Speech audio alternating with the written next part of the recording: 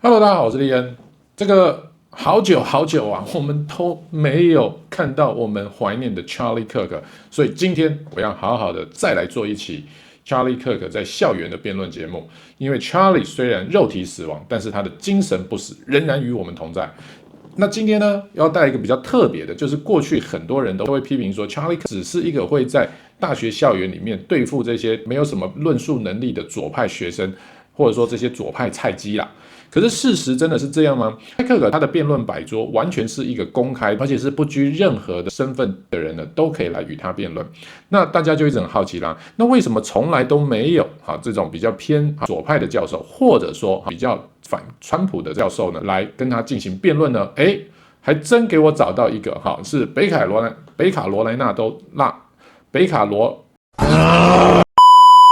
罗来纳州大学WCU 的一个教授呢，就对 Charlie 发出了灵魂的质问，那就是他认为川普的关税贸易经济政策呢，会严重伤害了美国的经济。那因为这部影片在 Charlie 克频道发出至今呢，已经过去了整整大半年了所以我们可以更好好的来检视一下，那就是到底谁对谁错。所以今天就跟着我们一起来看这一场没有大学文凭，只有高中文凭的 Charlie Kirk 是如何的来给 WCU 的教授好好的上一课吧。Let's go! It's a pleasure to meet you. Wonderful to finally connect. And you as well. Hi, Charlie. Before we start, I want to say I'm a professor here at WCU, and well, thank you for no, don't boom. What do you teach? Fair enough. I'm a sociology professor. I actually teach environment and climate change. Don't worry, that's not my question. I have no desire to talk about that today. Before I start, though, I actually want to surprise you maybe a little bit and say that I appreciate that you're here. If nothing else, hold on. If nothing else, as someone who wants so badly to see our students engaged in politics and the life of the mind, this is great, and you should give yourselves a hand for showing up and be out here to talk about ideas. I do want to focus my question, if I can ask a question rather than doing this whole polemic thing, on the students that are here. So I've taught here for 6 years. I've gotten to know hundreds of our students. Every semester I ask them what they care about, what they want, what concerns them. And I think you probably know this, what scares them the most is that the day that they leave here and they go on the job market, they enter the labor pool, that they're not going to find a job. They're not going to find a job. They're going to have a hard time buying a home. They're not going to be able to afford to have a family. Do you agree with that? Do you all agree with that? Well, largely. Okay. I mean, if they're studying sociology, they might not be able to find a job. Well, but I mean, fair enough. Yeah. You're kind of proving that college is not really a good use of time. So for what it's if worth, the students Charlie, you're talking to can't find jobs, why are they learning from you? Sorry, for what it's worth, Charlie, I mostly don't teach sociology students. I mostly teach students from across campus who are interested in things like the environment and climate change. I teach very few sociology students. There's actually a lot of environmental science, engineering, even finance, more so, accounting. A lot of people with the kinds of degrees that you think are very valuable. Anyway, they remain concerned. What I would love to hear from you, genuinely, is what you believe the Trump administration has done in these first 4 months that is making the economic futures of these young people better. Yeah, I mean, look, he's been in office for 80 days, but quite a lot. Number one, the price of oil is already down, so it's easier for everyone here to be able to drive home. The gas is going to be cheaper, which also will lower inflation. Number two, a tax bill will hopefully pass, which is no tax on tips, no tax on overtime, largest middle-class tax cut in history. Yeah. So everyone here that's going to have a job where overtime is incorporated, they'll be able to keep more of their money. Number three, we're opening up federal lands to build more homes, which is a great thing because home ownership is way inaccessible for a lot of people in this audience. And it's going to take some time. And one of the main reasons why President Trump won is because we were able to move the youth vote rather significantly and substantially because the Democrat Party, A, took younger voters for granted. Mm-hmm. I think we can agree on that. Absolutely. And B, they did not have an optimistic, hopeful agenda for home ownership, for getting married and having children in this country. So I would like to see the Trump administration go even further and make it so that every young person in this country can have accessibility to be able to own a home. I think they should prohibit major funds like BlackRock from buying up private family homes so that we have to compete against them. Yeah. And I'll just do another thing I'm privately lobbying for and publicly, because I'll say it here, is I don't think the Chinese Communist Party should be able to buy up farmland in the western part of the United States. Absolutely. And with that, single-family homes. Yeah. So that's just some of the ideas here. Sure. So can I respond? I actually agree with most of what you're saying. I'm not sure that opening up federal lands for housing is going to really solve our housing crisis. I'm not sure lowering the cost of gasoline is really going to deal with the other kinds of inflationary pressures that the Trump administration is putting on the economy. Because you didn't really mention the most important thing that he's done, which is place massive tariffs on imports into the United States, which has caused retaliatory tariffs, which are putting economic pressures on American businesses. So it's not only actually jacking up the price, it's functionally a tax on all of us. We're all just going to pay extra for things that get imported. So there's inflation.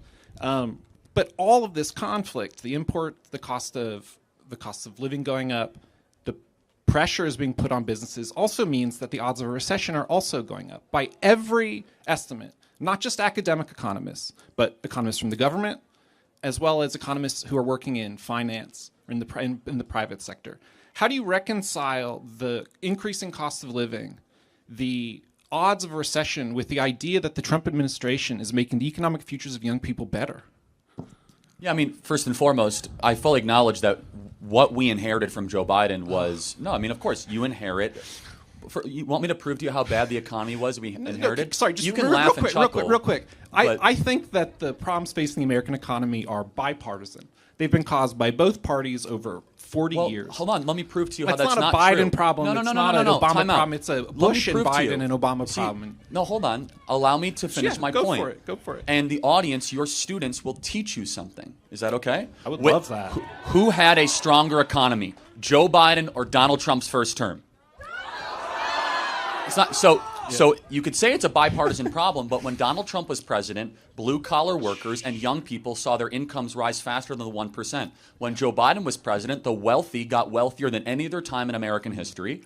We saw the 1% explode their asset class, and young people and workers had a tougher time. As far as tariffs go, we're still very, let's just say, new into this rather risky experiment that the American people voted for. It could raise prices, or it could end up being where we strike really good trade deals and we sell more of our own products to these countries. And tariffs are a forcing function to open up markets. But I think it's actually really promising that a president is willing to risk even his own political favorability to do something that every other politician has promised, which is to protect the American worker. I really think that's political courage in spades. And I could address the other points, but if you'd like to interject. You're right. Like it's risky. And I think that that's an excellent way to frame it. So I guess my follow-up question is, what's the theory behind how this will work, and how long do we need to wait until we give up on the experiment? Well, first and foremost, we don't know whether. So when you are the incumbent economic player, tariffs can help you. The entire world would love to be a consumer economy. We are a consumer economy. But if you are only a consumer economy, that comes with some problems. Mm-hmm. We don't make vitamin C in this country. It's all made in China.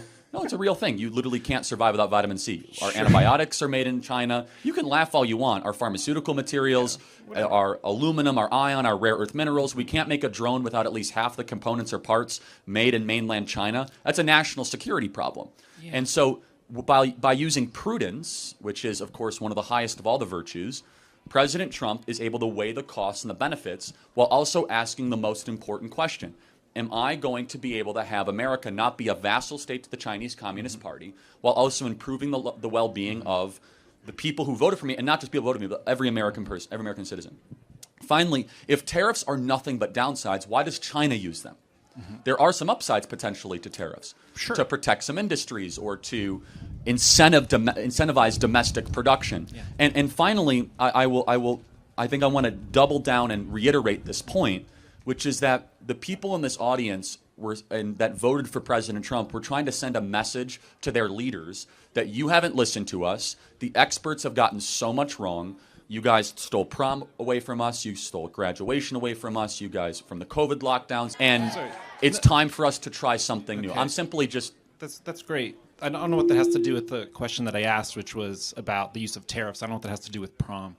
Well, hold on. But no. You're redirecting the question. I want to talk to you about the tariffs. Can I tell you what it has to do with tariffs, actually? Because I'll complete the point. Because you have a PhD and I didn't go to college, so let me maybe make sense of it for you, okay? But I was saying what it has to do with tariffs is that they don't trust what the experts have been saying, because the experts locked down this generation and unnecessarily masked them for 2 years. So when the experts say tariffs don't work, excuse us when we say, actually, you have completely invalidated all of your predictions the last couple of years. Do you see how they connect? Well, I see how that connects to how people think about tariffs. I think that's different than what tariffs actually do. Well, and it's perfectly fine to be frustrated. That's what they now do. you let me talk. Well, hold on. You let me talk. Well, you keep telling me not to interrupt you. I'm not interrupting you. That's what you think they do. I'm going to add some context to what you're saying. However, we have not yet done an experiment of tariffs as the incumbent economic superpower when we have mass robotics, artificial intelligence, we are energy independent, and our greatest adversary is energy dependent. So you don't know what's going to happen,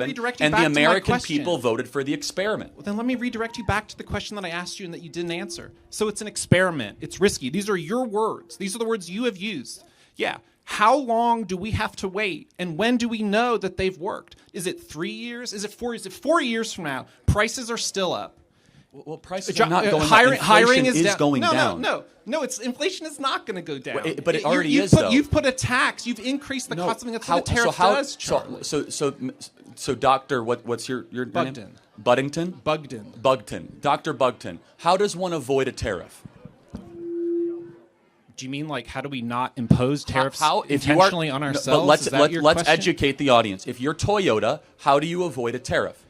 In the current climate, you would build cars here, which Toyota does. Toyota invests $1 billion a year in Trillions of dollars cars. are coming into the United States thanks to tariffs. Trillions of dollars. NVIDIA pledged $500 billion. Those have nothing to do with the tariffs. Those were pre-existing agreements, Toyota Charlie. just announced 10 new plants in Indiana and Ohio because of the tariffs. Okay, Hyundai the same. How long do we wait? How long until they build those plants? Is it next year? Is it 5 years? Is it 6 years? They've announced it. They're going to break ground soon. However, I think the more operative question that you're asking is that if something doesn't work, President Trump will not follow it blindly because he's not an ideologue on this. You can laugh and you can kind of shrug your shoulders. In fact, he's a patriot. Unlike the prior president, he actually cares about the well-being of the American people.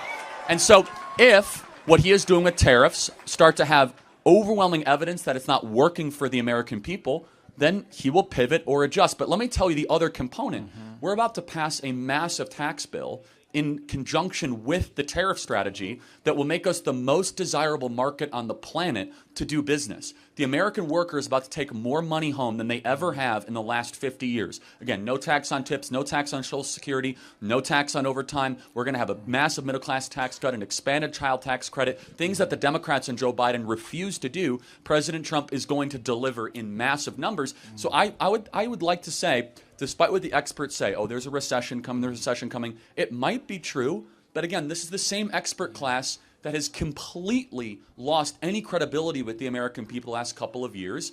President Trump's been in office for 80 days. Remember when everyone was complaining about the price of eggs? Well, the price of eggs has gone down. The price of oil has gone down dramatically, like $20 a barrel. Give President Trump some time. And by the way, it only took him 10 days to solve the border crisis. Turns out we did not need a border bill. We just needed a new president to secure the southern border.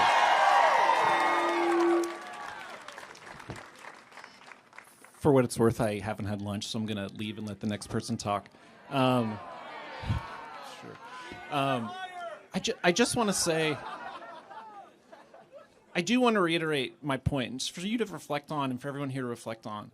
It is a risk, and the president has taken an enormous gamble, not with some abstract thing called the economy. It's your future.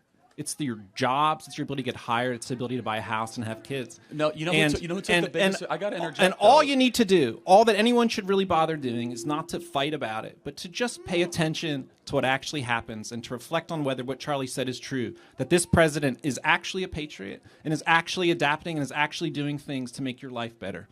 Okay? Yes, and they voted for him for a reason because they saw his first term and how well he did and how Joe Biden destroyed the country intentionally. Thank you, Doctor, and I wish you well. 这一个辩论已经是2025年8月的时候，也是 Charlie 被刺杀身亡前1个月左右的事情。那这一场辩论呢，我个人倒是觉得说双方并没有太多具体的交流因为这名老师他只是很单纯的不断一直在重复，你说他这是实验，那他这个就是一个风险，那你要怎么去避免风险？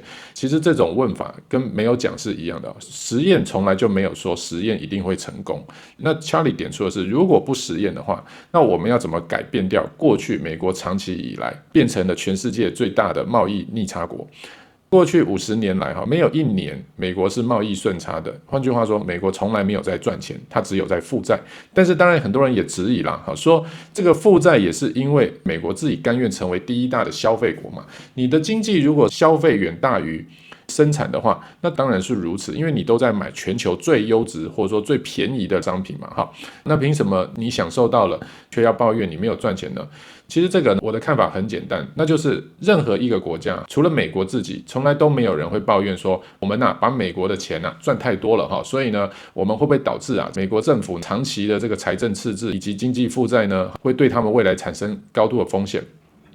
除了美国人自己以外，也没有国家在替他担心而且所有的国家都乐见其成，巴不得美国继续长期的量化宽松，无限量的印钞票来让全世界大赚奇财。几十年来所谓的全球经济的发达，本来就是一直长期依靠美国这一块最大的市场。那今天当美国人意识到这个是他们潜在的一个风险及危机的时候，川普的贸易政策我们在去年也早就已经做过了，川普经济学3部曲就已经详细谈到过他为什么不得不做。那时至今日呢，又已经隔了大半年之久，我们现在来好好检视一下，到底当初那些说物价会上涨，通货会膨胀，以及更多的是预测说美国的股市会大跌，经济会彻底的泡沫化，会崩盘结束，而这些事情时至今日到底发生了没有？我们先来听听看美国的知名保守派的经济学者汉森，他在今年1月8号的时候回顾过去对于美国经济预测全部落空的唱衰的看法。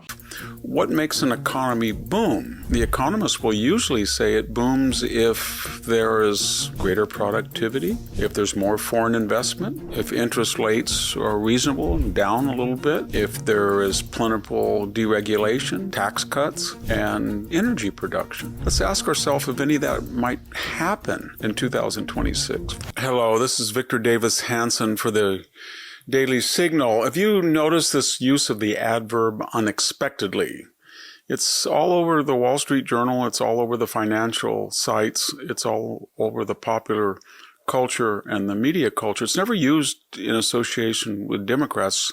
Usually they tell us things are going rosy, and then when they're not rosy, they just leave it blank. But with Trump, we were told, remember, repeatedly that the trade war, so-called trade war, would sink the economy, that tariffs would ruin prosperity, we would be in a recession by now, the stock market was going to collapse, that interest rates would have to go again and again. And now all of a sudden, in the last few days, we see unexpectedly third quarter growth of the economy was 4.3. That's a booming economy in the third quarter. That was unexpectedly a new development. We were told inflation would probably be hyperinflation because of the trade.